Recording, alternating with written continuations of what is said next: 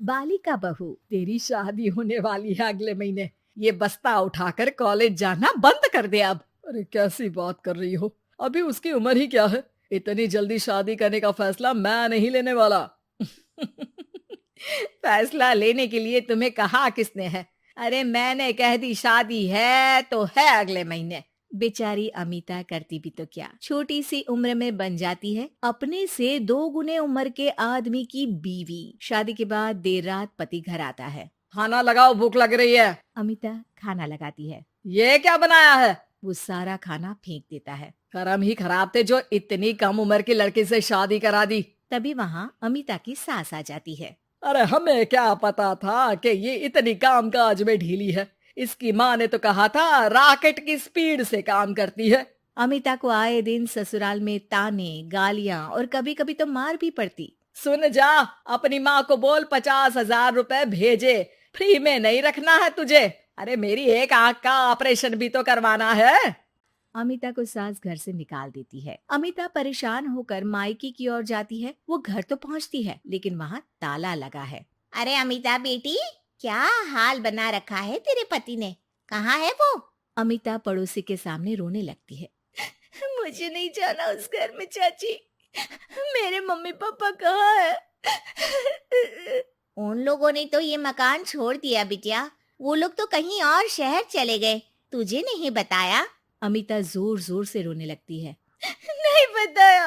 ये क्या कर गए माँ पिताजी मेरे साथ। मेरी जिंदगी तो नर्क से भी खराब है। अब मैं क्या करूं? अमिता रोते हुए वहाँ से जा रही होती है कि उसे एक औरत मिलती है। अरे सुनो तो, रो क्यों रही हो? तो क्या करूं? हंसू? अमिता उस औरत को अपनी सारी कहानी बताती है। देखो, मेरा सिलाई का काम है। अगर तुम चाहो तो मेरे साथ ये काम कर सकती हो। बदले में मैं तुम्हें रहने की जगह, खाना और 1 दिन का 100 रुपया भी दूंगी। अमिता कुछ सोचती है और फिर उस औरत के साथ चल देती है। अब क्या था, अमिता की जिंदगी अपने मायके और ससुराल से दूर एक नए सिरे से शुरू होती है। रहना खाना फ्री होने के कारण अमिता रोज का पैसा बचा लेती। वो आसपास के लोगों के भी कपड़े सिलने लगी। और एक दिन सिलाई सेंटर की एक औरत कहती है, अरे वो साड़ी की कंपनी है ना, वो बिक रही है। पास बैठी अमिता सारी बात सुन रही थी। हाँ हाँ, बिक तो रही है, लेकिन उस बंद पड़ी मनहूस कंपनी को खरीदेगा कौन? तभी तो इतनी सस्ती बिक रही है, लेकिन कोई खरीदार नहीं है फिर भी। कितने की बिक रही है? अरे पूरे 5 लाख में मशीनों के साथ। लेकिन यहाँ कोई लेबर काम नहीं करेगा। पुराने मालिक ने किसी को पैसे ही नहीं दिए। उन लोगों ने कहा है कि जो नया मालिक आएगा वो लोगों को पैसा देगा। 5 लाख। अमिता घर आती है और अपने पैसे गिनती है। पूरे 3 लाख। अमिता सिलाई सेंटर वाली उस औरत के पास जाकर कहती है, चाची, मैंने इतने साल की कमाई में ये पैसे जमा किए हैं। पूरे 3 लाख है। वो बंद साड़ी की फैक्ट्री मैं खरीदना चाहती हूँ।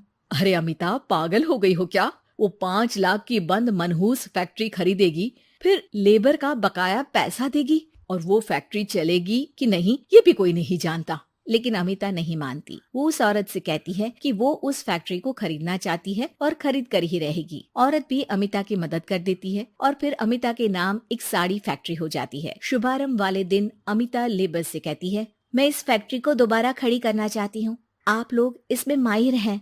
मैं नहीं जानती कि पहले वाला मालिक के काम करने का क्या तरीका था, लेकिन मैं अपनी योजनाओं के साथ आई हूँ। मेरे पास आप लोगों को देने के लिए अभी तो पैसे नहीं है, लेकिन मैं वादा करती हूँ 3 महीने में आप लोगों के पैसे ब्याज सहित आप लोगों को दे दूंगी। और ये क्या बात होती है? हम सारा दिन फिर से काम करें और पैसे ना मिले तो हम खाएंगे क्या? सिर्फ 3 महीने की बात है।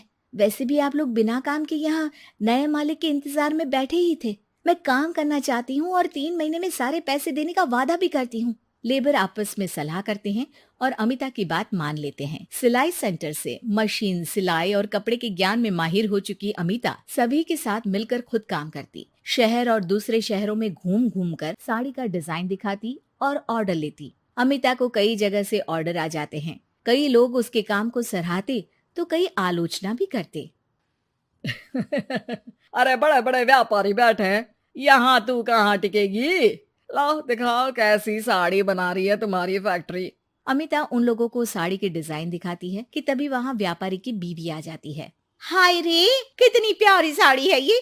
बड़ी महंगी लगती है, मेरे लिए ले लो ना जी। और हाँ, अपनी दुकान में भी रख लो इसे, बहुत बिकेगी मैं कहती हूँ। अमिता मुस्कुराती है। अरे सेठ जी, बड़े बड़े व्यापारियों से नहीं, पर अच्छी डिजाइन और क्वालिटी से बाजार में चलती है। अब बताओ कितने का ऑर्डर है आपका? धीरे धीरे अमिता का आत्मविश्वास और बढ़ता है। बड़े बड़े ऑर्डर्स के लिए वो खुद लेबर्स के साथ मिलकर सारा दिन सारी रात काम करती। और फिर वो दिन भी आ जाता है जब अमिता को लेबर को पैसे देने होते हैं। मैं आप लोगों से 3 महीने बाद आज के दिन ये बात करना चाहती हूँ कि मैंने जितने पैसे देने की आपसे बात की थी उतने मैं नहीं दे सकती। हम लोग जानते थे कि पर आपकी कंपनी तो फायदे में है, फिर हमारे पैसे क्यों नहीं देंगी? मतलब आप लोगों के बकाया पैसे, ये 3 महीने के पैसे और ब्याज के साथ मैं आप लोगों को 10% का मुनाफा भी दूंगी। सभी खुश हो जाते हैं।